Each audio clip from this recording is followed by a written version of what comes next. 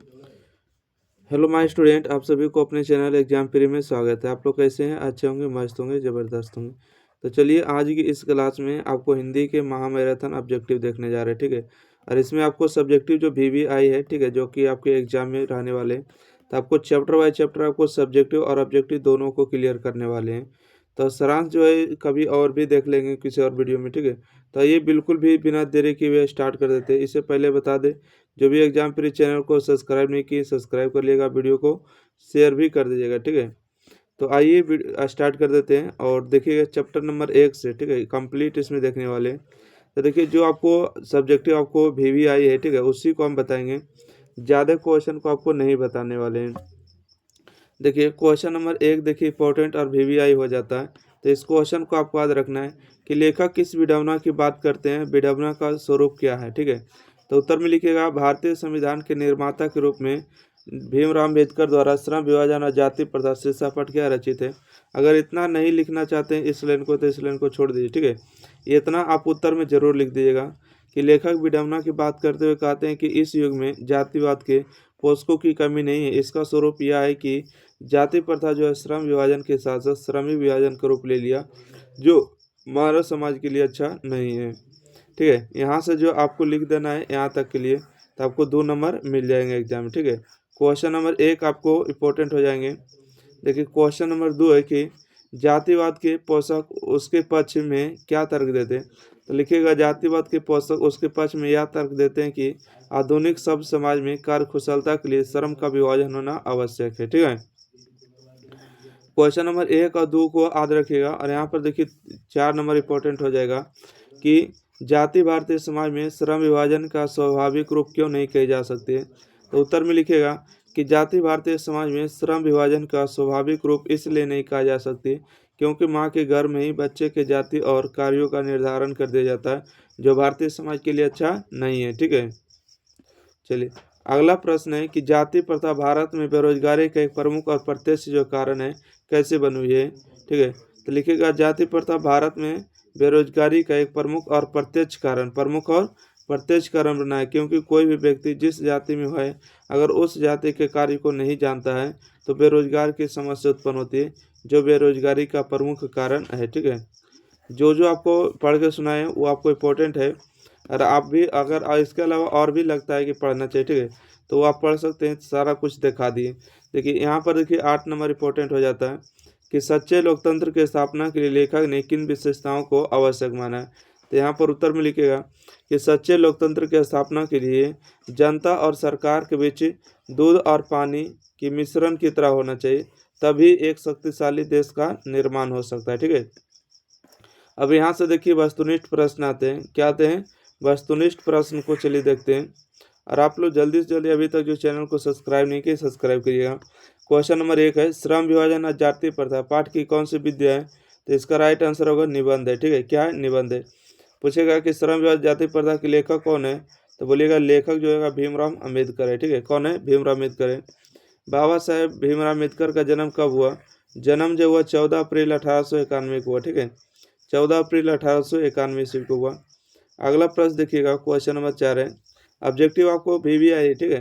बाबा साहेब भीमराव अम्बेडकर का जन्म कहाँ हुआ? तो मध्य प्रदेश मऊ में, ठीक है। मऊ मध्य प्रदेश याद कर सकते हैं। भीमराव अम्बेडकर का जन्म जो है किस परिवार में हुआ था? तो एक दलित परिवार में हुआ, ठीक है। मानव मुक्ति के पुरोध किसे कहा जाता है? तो भीमराव अम्बेडकर को कहा जाता है, ठीक है। भीमराव अम्बेडकर को कहा जाता है। अगला प्रश्न देखिएगा किसके प्रोत्साहन राशि पर भीमराव अम्बेडकर उच्चतर शिक्षा के लिए जो है उच्च शिक्षा प्राप्त करने के लिए न्यूयॉर्क और वहां से फिर कहाँ चले गए? लंदन चले गए। तो बड़ौदा नरेश के, ठीक है, बड़ौदा नरेश के प्रोत्साहन पर। अगला भीमराव अम्बेडकर के चिंतन व रचनात्मक के प्रमुख व्यक्ति कौन कौन थे?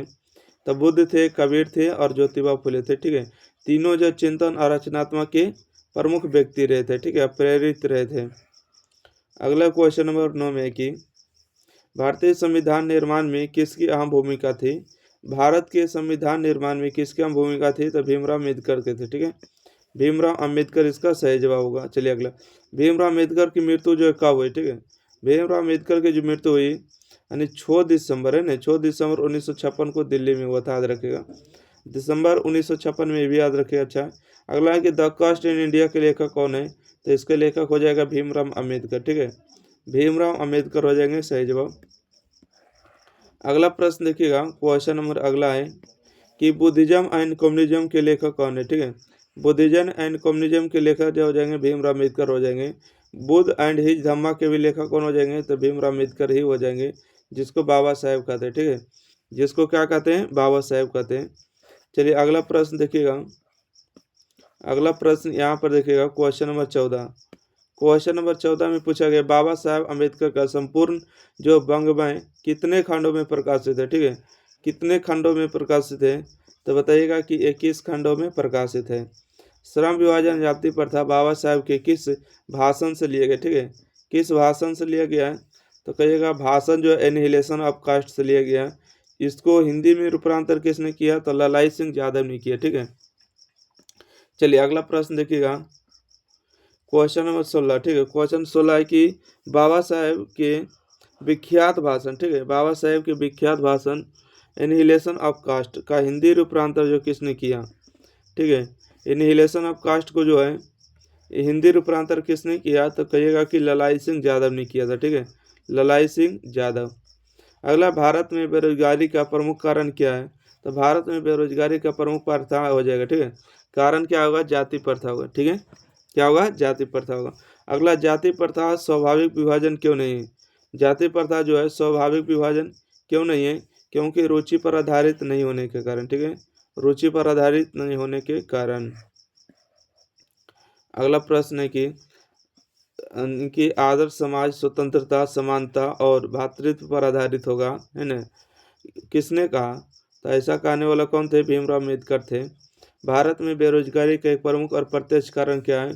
तो भारत में प्रत्यक्ष और प्रमुख कारण बना हुआ जाति प्रथा। ठीक है, चलिए अगला प्रश्न देखिएगा, क्वेश्चन नंबर 21। क्वेश्चन नंबर 19 है, आधुनिक सब समाज श्रम विभाजन को क्यों आवश्यक मानता है? ठीक है, आधुनिक श्रम विभाजन जो है आवश्यक क्यों मानता है? तो लिखिएगा कार्य कुशलता के लिए। ठीक है, जिसको काम करने के लिए आता है, ठीक है, तो वो जो है दूसरे काम को कर सकता है। भारतीय संविधान के निर्माता कौन है? ठीक है, भारतीय संविधान के जो निर्माता है भीमराव अम्बेडकर को कहा जाता है। ठीक है, यानी संविधान के पिता भी कहा जाता है भीमराव अम्बेडकर को। सच्चे लोकतंत्र में कैसे भाईचारा होना चाहिए? ठीक है, यानी कि भाईचारा कैसी होना चाहिए, इस बात को ध्यान रखिएगा। दूध और पानी मिश्रण की तरह। ठीक है, दूध और पानी मिश्रण की जैसे होना चाहिए। इतना जो था आपको VVI ऑब्जेक्टिव था मोस्ट इंपॉर्टेंट। अगर आप 23 क्वेश्चन अगर आप पढ़ लेते हैं, ठीक है, एक चैप्टर से, तो आपको इतना आपको जरूर एग्जाम में मिलेंगे। ठीक है, जो भी आपको VVI ऑब्जेक्टिव और सब्जेक्टिव उसी को इसमें कवर करेंगे। तो चलिए अब शेष अगला बढ़ते हैं। कहते हैं जिंदगी जो बची है उसे बनाइए, है ना? कहते जिंदगी जो बची है उसे विशेष बनाइए, बाद में तो अवशेष होना ही है। अवशेष का मतलब समाप्त होगा, बचेगा जिंदगी जो क्या होगा? बचेगा जो जिंदगी समाप्त होगा। वही कह रहा है जिंदगी जो शेष बची है उसे विशेष बनाइए, है ना? अभी जो बन सकता है बनाइए, बाद में तो अवशेष होना ही। अगला देखते हैं। अब देखिए चैप्टर नंबर 2 से आते हैं सेंस ऑफ विस्कस। अगर इसका लेखक परिचय देखिएगा तो देख लीजिएगा, विशेष उसको देखने का नहीं है। अभी जो आपको क्वेश्चन आंसर आपको करवा रहे हैं, ठीक है, जो VVI सब्जेक्ट है उसी को कराएंगे। देखिए क्वेश्चन नंबर आपको इसको याद कर लेना है, ठीक है, कि खोखा जो है किन मामलों में अपवाद था? तो लिखिएगा खोखा घर का नहीं बल्कि जीवन के नियमों का अपवाद थे, क्योंकि खोखा का जन्म तब हुआ जब उसके माता पिता को नहीं लगता था कि हमें भी पुत्र की प्राप्ति होगा, इसलिए खोखा जीवन के नियमों का अपवाद किया, है ना? खोखा के माता पिता को नहीं लगता था बुढ़ारी में कि हमें भी पुत्र की प्राप्ति होगी, क्योंकि खोखा के आपका सबको पता है 5 बहन आपको ऑलरेडी था, और इसलिए खोखा जो है छठे पुत्र थे और अंतिम पुत्र थे, इसलिए खोखा जो है घर के नियमों का भी अपवाद था। तो 3 नंबर प्रश्न जो यहाँ पर है आपको याद कर लेना है। देखिएगा अगला,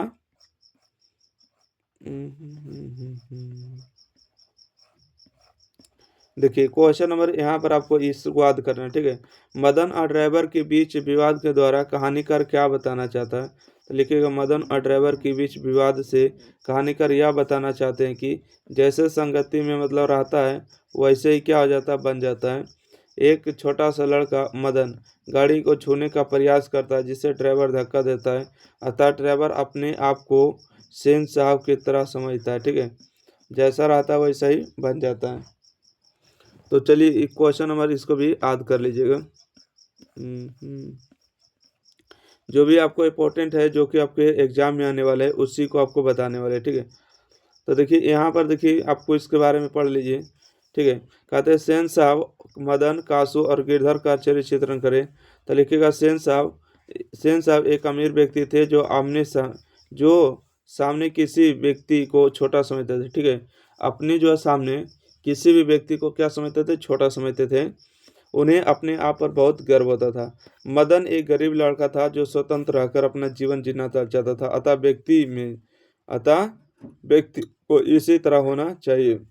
अब कासू क्या है कि कासू एक अमीर घर का लड़का था जो अपने सामने किसी व्यक्ति को कुछ नहीं समझता था वह भी पिता की तरह था। गिरधर लाल सेन साहब के घर में कार्य करने वाला एक कर्मचारी था जो गरीबी में रहकर सुख से जीवन जीना चाहता था, ठीक है।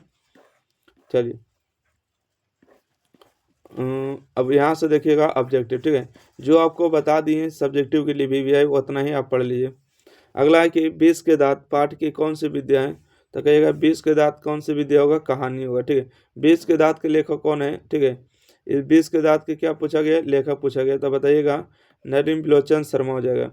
20 के दांत मतलब नलिन बिलोचन शर्मा का जन्म कहाँ हुआ, जन्म पूछा गया कहाँ हुआ, तब बादरघाट पटना में हुआ, ठीक है ना, बादरघाट पटना में हुआ। चलिए अगला प्रश्न देखिएगा, क्वेश्चन नंबर 4। क्वेश्चन नंबर 4 में पूछा गया नलिन बिलोचन शर्मा की स्कूल की पढ़ाई कहाँ से हुई, ठीक है। नलिन बिलोचन शर्मा की जो स्कूल की पढ़ाई है वो कहाँ से हुआ है, तो कहिएगा पटना कॉलेजिएट स्कूल, ठीक है। पटना कॉलेजिएट आर्ट्स स्कूल से हुआ। किस विश्वविद्यालय से नलिन बिलोचन शर्मा ने संस्कृत और हिंदी में क्या किया, एमए किया।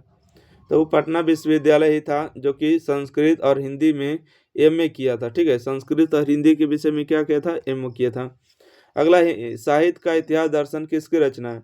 साहित्य का इतिहास दर्शन जो है नलिन बिलोचन शर्मा की रचना हो जाएगा। सही जवाब का नंबर हो जाएगा। अगला प्रश्न देखिएगा क्वेश्चन नंबर 7। कहते हैं कि नलिन बिलोचन शर्मा मतलब 20 के दांत कहानी किस कहानी संग्रह से ली गई, ठीक है। 20 के दांत जो है किस कहानी संग्रह से ली गई है, तब 20 के दांत तथा अन्य कहानियों से, ठीक है। 20 के दांत तथा अन्य कहानियों से। 20 के दांत कहानी किस के अंतः विरोधियों का उजागर करती है, तो इसका राइट आंसर होगा मध्यम वर्ग। सेन साहब की कार का रंग कैसा है, तो काले रंग हो जाएगा। पूछेगा कि गाड़ी की कीमत कितना है, तो 7,500 रुपये, ठीक है। 7,500 रुपये हुआ, 7,500 रुपया है। सेन साहब की कितनी लड़की है, तो बोलेगा 5 लड़की है। लड़का कितना है, तो 1 लड़का हो जाएगा, ठीक है। पांचों का नाम क्या है, तो आरती, आलो, सोफाली, रजनी है, ठीक है। अगला देखिएगा क्वेश्चन नंबर आगे कि सेन साहब की कार की कीमत कितना है, तो 7,500 रुपये। सेन साहब की यहाँ गिरधर लाल क्या है, तो किरानी है, मतलब कि काम करते हैं ना। अगला यहाँ देखिए मेन नहीं है, सेन है, ठीक है। सेन साहब के बेटे का नाम क्या है, तो कासू कहिए तो खोखा कहिए, ठीक है। कासू या खोखा कहिए। अगला प्रश्न है कि घर के बनाए सभी मामलों में कौन अपवाद था, तो कासू या खोखा कहिए। अगला सेन साहब अपनी पुत्रियों को मानते हैं, कठपुतलियां मानते हैं, ठीक है। सेन साहब अपनी पुत्रियों को क्या मानते हैं, कठपुतलियां मानते हैं। मदन ने कासू के कितने दांत तोड़े, तो 2 दांत तोड़ दिए। मदन ने कासू के कितने दांत तोड़े, 2 गो तोड़ दिए। अगला है कि मदन और कासू के बीच किस खेल को लेकर विवाद हुआ, तो लट्टू के खेल में, ठीक है। लट्टू के खेल नचाने के लिए कौन शामिल हो गया, कासू होना चाहता नहीं, कहते हैं कौए के जमात में शामिल होने के लिए हंस जो है ललक के गया, बाकी इसको खिलाए नहीं। अगला सेन साहब के ड्राइवर ने किसे धक्का दिया, तो मदन को धक्का दिया था। बंगले के पिल्ले और गली के कुत्ते की लड़ाई किस कहानी में दर्शाया गया, तो 20 के दांत में दर्शाया गया, ठीक है। यानी कि बंगले के पिल्ले और गली के कुत्ते की लड़ाई किस कहानी में है, दर्शाया गया 20 के दांत में। अगला प्रश्न देखिए, कहते हैं कि ऐसे ही लड़के आगे चलकर क्या बनते हैं, चोर और डाकू बनते हैं। किसने कहा था, तो सेन साहब ने कहा था, ठीक है। किसके लिए कहा, मदन के लिए कहा, ठीक है। मदन के लिए क्या खाना मामूली था, ठीक है। क्या खाना मामूली बात है, तो मार खाना मदन के लिए मामूली बात है। अगला सीमा, रजनी, आलो, शेफाली, आरती, पांचे किसकी वाणी है, तो कहिएगा कि खोखा की पांचों बहनें, ठीक है। सीमा, रजनी, आलो, शेफाली और आरती किसकी पांचों बहनें है? तो खोखा की है। किसकी पांचों बेटी है? तो सेन साहब की बेटी है, ठीक है। चलिए अगला प्रश्न है कि खोखा के दांत जो है किसने तोड़ा, बताइएगा। खोखा के दांत किसने तोड़ा? मदन ने तोड़ा था। मदन ने किसको दांत तोड़ दिया? तो खोखा के। कै गो खोखा टूटा है? 2 गो टूटा। सेन साहब की आंखों का तारा कौन है, ठीक है। बताइएगा आंखों का तारा कौन होगा? खोखा होगा, जो कि जीवन में आखिरी एक लड़का हुआ था। अगला है किसके अनुसार सेन ने सिद्धांतों को भी बदल दिया, ठीक है। सेन साहब जो सिद्धांतों को भी बदल दिया, तो इसका राइट आंसर हो जाएगा आपको खोखा के अनुसार। खोखा के अनुसार जो था, जितना भी सिद्धांत था, सारा नियम और कानून चेंजिंग हो गया, ठीक है। क्या हो गया? तो चेंजिंग हो गया, ठीक है। चलिए अगला प्रश्न देखिएगा। अगला प्रश्न है सेन साहब की पांचों लड़कियां कैसी थी, ठीक है। बताएगा सेन साहब की जो पांचों लड़की थी कैसी थी? मूर्ख थी और सुशील थी, ठीक है। मूर्ख कहिए या तो सुशील कहिए, सुशील, सुशील कहिए, ठीक है। चलिए अगला बढ़ते हैं। 25 क्वेश्चन इसमें आपको VVI देखने को मिलेगा बस, ठीक है। 25 क्वेश्चन अगर आप याद कर लेते हैं तो चैप्टर नंबर 2 से इससे बाहर नहीं जाएगा। और जो 2 गो या 3 गो आपको सब्जेक्टिव बताया उतना आपको कर लेना, ठीक है। भारत से हम क्या सीखे इसके बारे में बात करते हैं। अगर आप लोग चाहते हैं कि नहीं हमको नोट्स मिलना चाहिए सर, तो नोट्स अगर लेना चाहते हैं तो इस नंबर पर आप जरूर कम संपर्क करिएगा। अब बोल दिएगा कि सर जो कंप्लीट हिंदी में जो पढ़ाएं, हिंदी और संस्कृत इसमें दोनों है, ठीक है। तो आपको जरूर मिल जाएगा, ठीक है। कंप्लीट नोट्स कम समय में अगर आप पढ़ना चाहते हैं तो वीडियो को एक बार जरूर शेयर कर देना, चैनल को सब्सक्राइब करना है, ठीक है। 90 65 71 94 39, ठीक है। आइए इसको लेना चाहते हैं तो जरूर हमको स्पेशल व्हाट्सएप करिएगा, आपको मिलेगा। अगला है कि लेखक की दृष्टि में सच्चे भारत के दर्शन कहाँ हो सकते हैं और क्यों, ठीक है। लेखक की दृष्टि में सच्चे भारत के दर्शन कहाँ हो सकते हैं और क्यों हो सकते हैं? तो देखिए लेखक की दृष्टि में सच्चे भारत के दर्शन गांव में हो सकते हैं, क्योंकि गांव की जो रहन सहन है, पुरानी रहन सहन, पुरानी सभ्यता संस्कृति प्राकृतिक रूप से देखने को मिलता है, ठीक है। और साथ ही साथ लोगों के दिल में क्या बसते हैं? तो प्यार बसते हैं। इसलिए कहते हैं मैक्समुलर साहब कि सच्चे भारत के दर्शन करना है तो गांव में आइए, आपको गांव में दर्शन हो जाएगा, ठीक है। तो लेखक की दृष्टि में सच्चे भारत के दर्शन गांव में संभव है, क्योंकि गांव की रहन सहन, सभ्यता, संस्कृति प्राकृतिक रूप से देखने को मिलता है, परंतु शहरों में जो कृत्रिम रूप के द्वारा बनाया गया देखने को मिलता है। इसलिए मैक्समुलर साहब कहते हैं कि सच्चे भारत के दर्शन करना है तो एक बार गाँव में जरूर आइए, ठीक है। तब आपको सच्चे भारत का दर्शन होगा। चलिए 1 नंबर प्रश्न आपके लिए इंपॉर्टेंट हो जाता है। देखिए 2 नंबर प्रश्न 3 नंबर है कि भारत को पहचान सकने वाली दृष्टि की आवश्यकता किनके लिए वांछनीय और क्यों?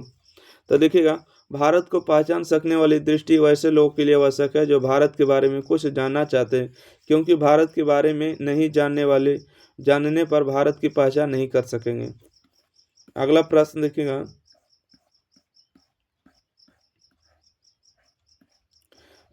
यहाँ पर देखिएगा क्वेश्चन नंबर आपको आ जाते हैं 9 नंबर इंपॉर्टेंट है जो आपके एग्जाम में आएंगे कि धर्म की दृष्टि से भारत का क्या महत्व है। तो लिखिएगा धर्म की दृष्टि से भारत का यह महत्व है कि भारत ही एक ऐसा देश है जहाँ सभी धर्म पाए जाते हैं और सभी धर्म के लोग जो है सम्मान्य अधिकार प्राप्त होते हैं, ठीक है। और इसी को लेकर भारत को महान बताया गया, ठीक है। इसी को लेकर भारत को महान बताया गया। अगला प्रश्न है देखिए कि भारत किस तरह अतीत और सुदूर भविष्य को जोड़ता है, स्पष्ट करें, ठीक है। भारत किस तरह अतीत और सुदूर भविष्य को जोड़ता है, स्पष्ट करें। ये आपको देखिए क्लास नोट्स है, ठीक है। क्लास नोट्स है जो कि आपको क्लास में जो बच्चे को देते हैं उसी का आपको इसमें दे रहे हैं, ठीक है। हूबहू आपको इसी का PDF मिलता है। इससे जो पढ़ लेते हैं समझिए वो टॉपर से कम नहीं बनते हैं, समझ गए। और इस नोट से पढ़ के टॉपर भी रह चुके हैं। देखिएगा यहाँ पर आपको लिखा गया है भारत किस तरह अतीत और सुदूर भविष्य को जोड़ता है, स्पष्ट कर लिखिएगा। भारत में कोई भी चीज का खोज करने से पहले उस पुरानी घटनाओं के बारे में जो है जानकारी प्राप्त होती है। अतः भारत ही एक ऐसा देश है जहाँ पुराने से लेकर आधुनिक के बारे में आसानी से जानकारी प्राप्त होती है। इसीलिए भारत जो अतीत मतलब पीछे वाला और भविष्य आगे वाला को दोनों को जोड़ता है, ठीक है। इसलिए भारत अतीत और सुदूर भविष्य को जोड़ता है, सुंदर भविष्य को जोड़ता है, ठीक है। चलिए यहाँ पर हो जाने के बाद यहाँ देखिएगा ये सब आपके लिए नहीं है, यहाँ पर ध्यान दीजिए। यहाँ पर आपको क्या ऑब्जेक्टिव प्रश्न है, ठीक है। क्या है बोलेगा सर यहाँ से ऑब्जेक्टिव प्रश्न आइएगा। ऑब्जेक्टिव आपको इंपॉर्टेंट हो जाते हैं। पहला क्वेश्चन है भारत से हम क्या सीखे। पाठ कौन सी विद्या, ठीक है। यहाँ देखिए कौन सी विद्या, ई भी आपको ध्यान में रखना है। तो ये आपको भाषण हो जाएगा, ठीक है। भारत साहब क्या सीखे, मैक्स मुलर साहब जब आए थे तो भारत में क्या दिए थे, भाषण दिए थे। भारत में हम क्या सीखे, पाठ के लेखक कौन है, ठीक है। अब बताना है कि भारत से हम क्या सीखे, इसके लेखक कौन है। तो भारत से हम क्या सीखे, इसके लेखक है मैक्स मुलर, मैक्सिमम है ना, सीख गए। मैक्स मुलर का पूरा नाम क्या है, तो फ्रेडरिक्स मैक्स मुलर होगा, ठीक है। मैक्स मुलर का नाम क्या है, फ्रेडरिक्स मैक्स मुलर होगा। यहाँ देखिए फ्रेडरिक में इससे होता है, ठीक है, फ्रेडरिक्स मैक्स मुलर हो जाएगा, राइट। अगला बढ़ते हैं। अगला प्रश्न है, क्वेश्चन नंबर 4 है, मैक्स मुलर का जन्म कहाँ हुआ था। तो मैक्स मुलर का जन्म जो है जर्मनी में हुआ, ठीक है। अगला, मैक्स मुलर का जन्म कब हुआ था, तो 6 दिसंबर 1923 को हुआ, ठीक है। मैक्स मुलर का जन्म कब हुआ, 6 दिसंबर 1923 को हुआ। अगला प्रश्न है, मैक्स मुलर कितने वर्ष के थे जब उनके पिता की मृत्यु हो गई थी, ठीक है। 4 वर्ष के थे। मैक्स मुलर के पिता का बताइए क्या नाम था। तो मैक्स मुलर के पिता का नाम था विल्हेम मुलर, ठीक है। कौन था, विल्हेम मुलर। अगला प्रश्न है कि मैक्स मुलर ने किस देश को सर्वाधिक संपदा और परिपूर्ण बताया। तो अपना देश भारत को ही बताया, ठीक है। किसको बताया, तो अपना देश भारत को बताया। अगला प्रश्न देखिएगा, क्वेश्चन नंबर कितना आगे, 9 नंबर है। मैक्स मुलर ने किस आयु में लिप्जिंग विश्वविद्यालय, ठीक है, लिप्जिंग विश्वविद्यालय में संस्कृत भाषा में, ठीक है, संस्कृत भाषा में क्या किया, अध्ययन प्रारंभ किया था, जब 18 वर्ष के थे, ठीक है। कितने वर्ष के थे, 18 वर्ष के थे। अगला प्रश्न है कि कट और केन आदि उपनिषदों का जो जर्मन भाषा में अनुवाद किसने किया है। तो अपना खुद किए, मैक्स मुलर साहब जी किए, ठीक है। चलिए अगला प्रश्न देखिएगा, क्वेश्चन नंबर 11। क्वेश्चन नंबर 11 में कि मेघदूत का जर्मन भाषा में अनुवाद मतलब किसने किया है। तो मैक्स मुलर ने किया, राइट आंसर। अगला कि यानी कि स्वामी विवेकानंद ने किसे वेदांतियों का वेदांती कहा, ठीक है। वेदांतियों का वेदांती किसे कहा गया, तो मैक्स मुलर को कहा गया, ठीक है। मैक्स मुलर को कहा गया। मैक्स मुलर को किसने वेदांतियों का वेदांती कहा है, तो स्वामी विवेकानंद ने कहा, ठीक है। मैक्स मुलर को किसने वेदांतियों का वेदांती कहा है, तो स्वामी विवेकानंद को कहा है, ठीक है। चलिए अगला प्रश्न देखिए, क्वेश्चन नंबर 14 है। कहते हैं महारानी विक्टोरिया ने किसे नाइट की उपाधि दी। तो नाइट की उपाधि मैक्स मुलर को दिया था, परंतु इसको छोटा लगा है ना, कि नाइट की उपाधि हम छोटा मोटा क्या लेकर करेंगे, इसलिए नाइट को वापस कर दी मतलब लेने से इनकार कर दिया। अगला, मैक्स मुलर का निदान कब हुआ। तो मैक्स मुलर साहब का जो निदान हुआ 28 अक्टूबर 1900 ईस्वी को हुआ था। अगला, भारत से हम क्या सीखे, भाषण का जो हिंदी रूपांतर किसने किया। तो भारत से हम क्या सीखे, इसको हिंदी रूपांतर किया था भवानी शंकर त्रिवेदी, ठीक है। डॉक्टर भवानी शंकर त्रिवेदी ने किया है, राइट आंसर। अगला प्रश्न देखिएगा, क्वेश्चन नंबर 17। क्वेश्चन नंबर 17 की सच्चे भारत के दर्शन कहाँ हो सकते हैं। बताइएगा सच्चे भारत के दर्शन कहाँ हो सकते हैं, है ना। सच्चे भारत के दर्शन अगर करना है तो ग्रामीण भारत में हो सकते हैं। किस गवर्नर जनरल को के समय जो है 172 दरिस नामक सोने से भरा घड़ा मिला था। तो ये वारेन हेस्टिंग्स था, ठीक है। कौन था, वारेन हेस्टिंग्स को जो है 172 दरिस नामक सोने से घड़ा भरा मिला था। कहाँ, वाराणसी के पास मिला। कहाँ मिला था, वाराणसी के पास मिला। वाराणसी कहाँ पड़ता, यूपी में मिला था, ठीक है। अगला है कि निवृत्त विद्या का संबंध किसे, तब मानक विज्ञान से होगा, ठीक है। मानक नहीं होगा, मानव विज्ञान लिख सकते हैं। चलिए मानक मतलब मानवीय होगा। आइए अगला प्रश्न है कि सर विलियम जोन्स समुद्री यात्रा करते समय भारत कब पहुंचे। 1789 में पहुंचे थे क्या। सर विलियम जोन्स समुद्री यात्रा करते समय भारत कब पहुंचे, 1789 में, ओ सॉरी 1783 में, ठीक है। सर विलियम जो है समुद्री यात्रा करते समय भारत कब पहुंचे, तो 1783 में, ठीक है। 1783 से। अगला है 172 दरिस नामक सोने के सिक्के से भरा घड़ा किसे मिला था। तो वारेन हेस्टिंग्स को मिला था, ठीक है। कहाँ मिला था, तो वाराणसी, ठीक है, वाराणसी के पास मिला था। अगला प्रश्न है कि किसके अध्ययन क्षेत्र में भारत के कारण नवजीवन का संचार हो चुका है। तो नीति कथा के कारण जो है भारत में जो है नवजीवन का संचार हो चुका है। अगला, यूनान और रोम के संपूर्ण साहित्य से अधिक विकास क्या है। तो इसका होगा संस्कृत भाषा और साहित्य है, ठीक है। यूनान और रोम के संपूर्ण साहित्य से अधिक विकास विशाल कौन है, तो संस्कृत भाषा और साहित्य है। एक आखिरी है कि सबसे पुरानी कौन सी है, ठीक है। सबसे पुरानी जो भाषा कौन सी है, तो इसका राइट आंसर होगा संस्कृत भाषा सबसे पुरानी मानी जाती है, ठीक है। संस्कृत भाषा जो है सबसे पुरानी मानी जाती है। अगला देखिए, आते हैं चैप्टर नंबर 4 को, नाखून क्यों बढ़ते हैं। ठीक है, नाखून क्यों बढ़ते हैं, इसके लेखक हो जाएंगे आपको हजारी प्रसाद द्विवेदी। इसके लेखक है हजारी प्रसाद द्विवेदी। जन्म पूछेगा तो 1907 में बलिया यूपी में हुआ था। इन्हें पद्म पुरस्कार भी नवाजा गया है। और इनका जो निदान हो गया था 1989 ईस्वी में, कहाँ हो गया, तो दिल्ली में इनका मृत्यु हो गया था। ठीक है, इनका प्रमुख रचना बात करेंगे तो अशोक के फूल हो जाता है, पृथ्वीराज रसो हो जाता है, और इसके अलावा हो जाते हैं कि बनभट्ट की आत्मकथा बहुत फेमस है। ठीक है, इन तीनों बहुत ही फेमस रचना हो जाते हैं। चलिए, तो इसमें हम जो बात करेंगे प्रश्न उत्तर, कौन कौन से प्रश्न आपको इस चैप्टर से पूछे जाएंगे। ठीक है, उसी प्रश्न को आपको याद कर लेना है, फालतू को नहीं। और शॉर्ट आंसर दिया गया, ये नहीं कि लॉन्ग क्वेश्चन है, ध्यान दीजिएगा।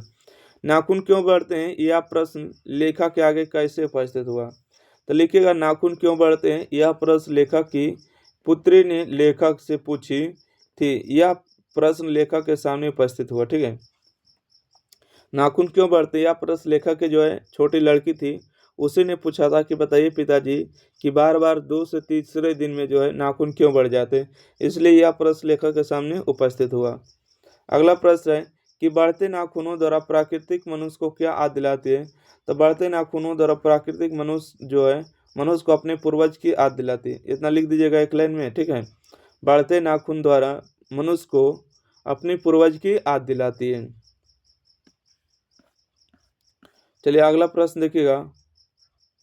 इसमें देखिए सब छोटा छोटा, इसमें कोई भी क्वेश्चन को पूछ लेता है। ठीक है, अगला प्रश्न है, लेखक द्वारा अपने नाखूनों को अस्त्र के रूप में देखना कहाँ तक संगत है। ठीक है, देखना कहाँ तक संगत है, याद रखिएगा कि लेखक द्वारा नाखून को अस्त्र के रूप में देखना कहाँ तक संगत है। बताइएगा, लेखक द्वारा नाखूनों को अस्त्र के रूप में देखना तभी तक संगत है जब नाखून से पहले बड़े बड़े अस्त्र का आविष्कार नहीं हुआ था। ठीक है, जब से पहले, इससे पहले नहीं हुआ था तभी तक ठीक था, अब हो गया तब ठीक नहीं होता। अगला है, मनुष्य जो है बार बार नाखून को क्यों काटता है। बताइएगा, मनुष्य जो है नाखून को बार बार क्यों काटता है। तो ये कहेगा, मनुष्य जो है नाखून को बार बार इसलिए काटता है क्योंकि मानव पशुता के रूप को भुलाकर मानवता की पहचान देना चाहता है, इसलिए मनुष्य बार बार नाखून को काटता है। चलिए, अगला प्रश्न देखते हैं जो आपको क्या दिलाएगा, VVI। अगर कोई नज़र में आएगा तो जरूर आपको बता देंगे। ठीक है, चलिए, नहीं है यहाँ पर, आप ऑब्जेक्टिव देख लीजिए। ठीक है, ऑब्जेक्टिव है क्वेश्चन नंबर 1, नाखून क्यों बढ़ते हैं, यह पाठ किस विद्या की रचना है। तो ये हो जाएगा आपको ललित निबंध। ठीक है, क्या होगा, ललित निबंध हो जाएगा। अगला प्रश्न देखिए, क्वेश्चन नंबर 2 में आपसे पूछा गया, नाखून क्यों बढ़ते हैं, पाठ के लेखक कौन है। ठीक है, नाखून क्यों बढ़ते हैं, पाठ के लेखक कौन हो जाएगा। तो बोलेगा हजारी प्रसाद द्विवेदी होगा। हजारी प्रसाद द्विवेदी का जो है जन्म कब हुआ। ठीक है, जन्म जो हुआ 1907 में हुआ, बलिया उत्तर प्रदेश में। हजारी प्रसाद द्विवेदी का जन्म कहाँ हुआ था, तब छपरा बलिया उत्तर प्रदेश। ठीक है, छपरा बलिया यूपी में इनका जन्म हुआ था। चलिए, अगला प्रश्न है कि हजारी प्रसाद जी की मृत्यु कब हुई। ठीक है, हजारी प्रसाद जी की मृत्यु कब हुई, तो 1989 में और दिल्ली में हुआ था। अशोक के फूल के लेखक किसकी रचना है। अशोक के फूल के लेखक है हजारी प्रसाद द्विवेदी है। आलोक पर्व के लेखक कौन है, तो इसके लेखक हजारी प्रसाद द्विवेदी है। ठीक है, बनभट्ट की आत्मकथा, इसके लेखक कौन है, तो हजारी प्रसाद द्विवेदी खुद है। ठीक है, बनभट्ट की आत्मकथा लेखक हजारी प्रसाद द्विवेदी हो जाएगा। अगला प्रश्न है कि किस रचना पर हजारी प्रसाद द्विवेदी को साहित्य अकादमी पुरस्कार मिला था। तो आलोक पर्व पर। ठीक है, किस रचना पर हजारी प्रसाद द्विवेदी को साहित्य अकादमी पुरस्कार मिला, आलोक पर्व पर। नाखून क्यों बढ़ते, यह प्रश्न जो है, यह प्रश्न लेखक से किसने पूछा था, तो उसकी छोटी लड़की ने पूछा था। ठीक है, कि नाखून क्यों बढ़ते हैं, नाखून को क्यों बढ़ते हैं। ठीक है, सॉरी, नाखून क्यों बढ़ते हैं, यह निबंध किस ग्रंथ से लिया गया है, तो द्विवेदी ग्रंथावली से लिया गया है। ठीक है, नाखून क्यों बढ़ते हैं, यह निबंध किस ग्रंथ से लिया गया है, तो द्विवेदी ग्रंथावली से लिया गया है। अगला प्रश्न है कि पुराने का मुंह सब समय वांछनीय ही नहीं होता, यह पंक्ति किस शीर्षक पाठ से। तो इसका राइट आंसर होगा नाखून क्यों बढ़ते हैं। ठीक है, किससे होगा, तो नाखून क्यों बढ़ते हैं। किस देश के लोग जो है बड़े बड़े नाखून को पसंद करते हैं। ठीक है, नाखून को पसंद करते हैं, तो गौड़ा देश के लोग। ठीक है, अगला है अनाम दास का पोथा उपन्यास किस लेखक की कृति है, तो हजारी प्रसाद द्विवेदी है। ठीक है, अनाम दास का पोथा के लेखक कौन है, तो हजारी प्रसाद द्विवेदी। अनाम दास का पोथा क्या है, तो उपन्यास है, नोवेल है। ठीक है, आइए अगला प्रश्न है कि हजारी प्रसाद द्विवेदी ने निर्लज अपराधी किसे कहा, बताइएगा। हजारी प्रसाद द्विवेदी ने जो है निर्लज अपराधी किसे कहा, तो नाखून को कहा, जिसको लाज नहीं लगता तुरंत बढ़ जाता है ना। अगला किसने कहा सब पुराने जो है अच्छे नहीं होते हैं और सब नए जो है खराब भी नहीं होते हैं, बताइएगा किसने कहा था। कालिदास ने कहा था कि सब पुराने अच्छे नहीं होते हैं और सब नए खराब नहीं होते। दादुच्ची मुनि की हड्डी से क्या बना था, तो इंद्र का वज्र बना था, ठीक है। दादीची मुनि की हड्डी से क्या बना था, इंद्र का वज्र बना हुआ था। चलिए 17 के बाद अगला नंबर प्रश्न देखिएगा 18 नंबर। जो भी आपको इंपॉर्टेंट भी है सब्जेक्टिव ऑब्जेक्टिव वही बता रहे हैं, ठीक है। इंद्र का वज्र जो है किससे बना हुआ था, दादीची मुनि की हड्डी से बना हुआ था इंद्र का वज्र। अगला हजारी प्रसाद द्विवेदी द्वारा रचित पाठ का नाम क्या है, तो आपको पता हजारी प्रसाद द्विवेदी कौन लिखे हैं, तो नाखून क्यों बढ़ते हैं। सहजात वृत्ति किसे कहा जाते हैं, तो अनजान स्मृति को, जो आपकी पुरानी अनजान आदू को दिला रहा है। चलिए अगला प्रश्न है कि नाखून का बढ़ना किसका परिणाम है, तो मनुष्य के अंधा सहजात वृत्ति का, ठीक है। मनुष्य के अंधा सहजात वृत्ति का हो जाएगा राइट आंसर, ठीक है। अगला देखिएगा चैप्टर नंबर 5 है नागरी लिपि, ठीक है। क्या है नागरी लिपि, एक सेकंड रुकिएगा, एक सेकंड। चलिए नागरी लिपि हो जाएगा, ठीक है। चलिए नागरी लिपि के लेखक कौन है, तो बोलिएगा कि गुणाकर मूल्य हो जाएंगे। गुणाकर मूल्य का जो जन्म हुआ था 1935 में हुआ था, कहाँ हुआ, महाराष्ट्र में हुआ, ठीक है। अमरावती में एक गाँव था वहाँ पर हुआ। और इन्होंने 2500 से अधिक लेखक काम किए, ठीक है। 2500 से अधिक लेखक का काम किया और 30 पुस्तक का क्या हो चुका, प्रकाशन हो चुका। और इनका निदान जो है 2009 ईस्वी में हुआ, ठीक है। इनका निदान 2009 ईस्वी में हुआ है। और इनकी प्रमुख लेखक कृति की बात करेंगे तो अक्षरों की कहानी है, इतिहास और सांस्कृतिक है, प्राचीन भारत के महान वैज्ञानिक भी है, आधुनिक भारत के महान वैज्ञानिक भी है, ठीक है। इस प्रकार से इसने लिखे। ताइए इसको हम जीवनी के बारे में नहीं याद करते और इसको जो सब्जेक्टिव प्रश्न उत्तर है इसके बारे में याद करते हैं, और इसका जो ऑब्जेक्टिव इंपॉर्टेंट है उसके बारे में याद करते हैं। क्वेश्चन नंबर 1 है तो कि देवनागरी लिपि के अक्षरों में स्थिरता कैसे आई है, तो लिखिएगा जब नागरी लिपि के अक्षरों के टाइप बन गए तब से जो है अक्षरों में स्थिरता आ गई, ठीक है। पहले हाथ से लिखा जाता था, सबके राइटिंग अलग अलग होते थे, परंतु अब देखिए क्या हो गई, टाइपिंग ही किया हुआ। जो क्वेश्चन आप पढ़ रहे हैं क्या है, टाइपिंग। कैसे भी उत्तर लिखेगा तो वो ऐसे लिखाएगा, ता ऐसे उत्तर लिखाएगा, ठीक है। जैसे अगर लिपि लिखेगा तो ला हमेशा, ला जो देख रहे हैं हमेशा इसी प्रकार का पड़ेगा, पा हमेशा ही हर्षा ही दुर्गा ये सही पड़ेगा, ठीक है। तो इसीलिए कह रहे हैं कि जब नागरी लिपि के अक्षरों के क्या बन गए, टाइप बन गए, मतलब कि घड़ा साइज बन गए, तब से अक्षरों में क्या आ गई, स्थिरता आ गई। इस प्रश्न को याद रखिएगा। क्वेश्चन नंबर देखिएगा 2 इंपॉर्टेंट हो जाते हैं कि देवनागरी लिपि में जो है कौन कौन सी भाषाएं लिखी जाती है, तो कहिएगा देवनागरी लिपि में जो है हिंदी लिखी जाती है, मराठी, गुजराती, नेपाली, संस्कृति, इतना भाषा लिखा जाती है देवनागरी लिपि में, ठीक है। देवनागरी लिपि में कौन कौन भाषा लिखी जाती है, तो हिंदी हो गया, मराठी हो गया, गुजराती हो गया, नेपाली हो गया और संस्कृत भाषा लिखा जाता है। चलिए अगला प्रश्न है कि लेखक ने किन भारतीय लिपियों से देवनागरी का संबंध बताया, तो यहाँ पर आप लिख सकते हैं क्या चीज कि देवनागरी लिपि के साथ गुप्त काल के ब्राह्मी लिपि के बाद के सिद्धम लिपि से देवनागरी का क्या बताया, संबंध बताया, ठीक है। चलिए अगला प्रश्न देखिएगा।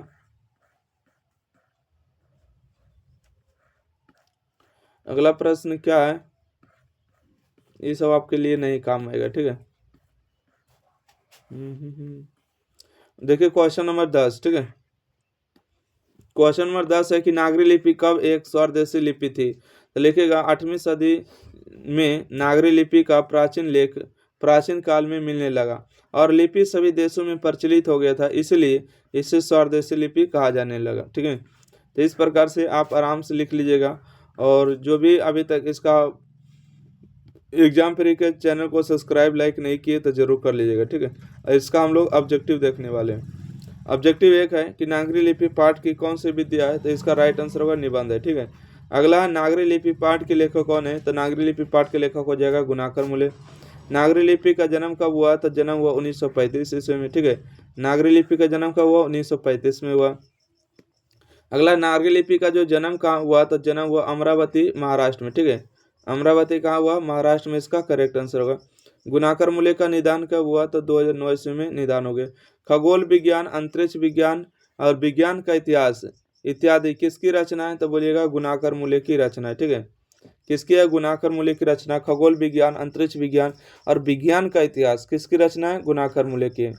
अगला प्रश्न है कि किसके जो है 2500 से अधिक लेखा तथा 30 पुस्तकों का प्रकाशन हो चुका है? तो इसका सही जवाब आप लोग क्या दीजिएगा? गुणाकर मूल्य का। अक्षरों की कहानी किसकी रचना है? तो गुणाकर मूल्य हो जाएगा, ठीक है। अक्षरों की कहानी किसकी रचना है? तो गुणाकर मूल्य। प्राचीन भारत के महान वैज्ञानिक किसकी रचना है? ठीक है, तो इसका राइट आंसर होगा गुणाकर मूल्य की रचना। किसके है? गुणाकर मूल्य राइट आंसर होगा। अगला प्रश्न है मेडलिप महान वैज्ञानिक, सौरमंडल, सूर्य, नक्षत्र, लोक, भारतीय लिपियों की कहानी, अंतरिक्ष यात्रा, ब्रह्मांड परिचय किसकी रचना है? तो गुणाकर मूल्य की रचना इसका सही जवाब होगा, ठीक है। चलिए अगला प्रश्न देखिएगा, 10 के बाद 11 नंबर प्रश्न यहाँ पर है। क्वेश्चन नंबर 11 में आपसे पूछा जा रहा है कि नागरी लिपि पाठ गुणाकर मूल्य किस पुस्तक से लिया गया है? तो कहिएगा भारतीय लिपियों की कहानी से, ठीक है। भारतीय लिपियों की कहानी से लिया गया। देवनागरी लिपि के प्रारंभिक लेख जो है कहाँ से प्राप्त हुए? तो दक्षिण भारत से प्राप्त हुए, ठीक है। अगला, हिंदी तथा इसकी विविध बोलियां किस भाषा में बोली जाती है? तो देवनागरी लिपि में, ठीक है। हिंदी तथा इसकी विविध बोलियां किस भाषा में बोली जाती है? तो देवनागरी लिपि में आ जाएगा। अगला, 15वीं सदी के विजयनगर के शासकों ने अपने लेख के लिए किस लिपि का प्रयोग किया था? तो नंदी नागरी का प्रयोग किया था, ठीक है। अगला कि दोहा कोश किसकी रचना है? तो दोहा कोश जो है आपको सरहा पद की रचना है, ठीक है। सरहा पद की रचना है। अगला, रामायण की रचना किस काल में हुई? तो संस्कृत भाषा, सॉरी, रामायण की रचना किस भाषा में हुई? तो संस्कृत भाषा में, ठीक है। रामायण की रचना किस भाषा में हुआ? तो संस्कृत भाषा में हुआ, करेक्ट। अगला है कि तमिल, मलयालम, तेलुगु, कन्नड़ इत्यादि भाषाएं जो है किस भाषा में बोली जाती है? ठीक है, एक सेकेंड देखिएगा। यहाँ पर आपसे पूछा गया कि तमिल हो गया, मलयालम हो गया, तेलुगु हो गया, कन्नड़ हो गया, ठीक है। इन सब की जो भाषाएं हैं क्या है? तो बोलिएगा कि सब जो है दक्षिण भारत की भाषा है। किसके? दक्षिण भारत की। नागरी लिपि कब एक स्वादेशिक लिपि से मिलने लगे? ठीक है, नागरी लिपि के लेख कब से मिलने लगे थे? तो 9वीं सदी से मिलने लगे। भारत में बेतामा दान पत्र किस समय का है? तो 1020 ईस्वी का है, ठीक है। भारत में बेतामा दान पत्र किस समय का है? तो 1020 ईस्वी का है। अगला कि विजयनगर के शासकों के किस लेख में लिपि है? ठीक है, विजयनगर के शासकों के लिए किस लिपि में है? तो नंदी नागरी लिपि में, ठीक है। कौन से? तो नंदी नागरी में हो जाएगा इसका करेक्ट आंसर। अगला कि परमार शासक भोज कहाँ के रहने वाले थे? परमार शासक भोज कहाँ के रहने वाले थे? तो धारा नागरी के रहने वाले थे। करीब कितने वर्ष पहले पहली बार देवनागरी लिपि के टाइप बन गए थे? तो 2 सदी पहले, ठीक है, 200 सदी हो जाएगा पहले, आइए मतलब 200 साल पहले। अगला है कि केरल के शासक ने अपने सिक्कों पर देवनागरी लिपि में क्या लिखवाया था?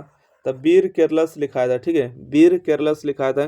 केरल के शासकों ने अपने सिक्कों पर क्या लिखा है? वीर केरलस लिखाया था। चलिए, तो इतना आपको इम्पोर्टेंट ऑब्जेक्टिव जो था है ना, तो देवनागरी लिपि से हो गया। वीडियो अच्छा लगे लाइक करिए, शेयर करिए, चैनल को सब्सक्राइब करिए। और अगले चैप्टर से जो होंगे आपको बहादुर से मिलने वाले, ठीक है। तो वीडियो को ज़्यादा से ज़्यादा शेयर करिए, लाइक करिए। अगर इसका कंप्लीट आप लोग नोट्स लेना चाहते हैं तो इस नंबर पर आप जरूर कम संपर्क करिए, 90 65 71 और 94 39, ठीक है। तो थैंक यू, धन्यवाद। इसका कंप्लीट वीडियो 1 में आएगा, ठीक है, धन्यवाद।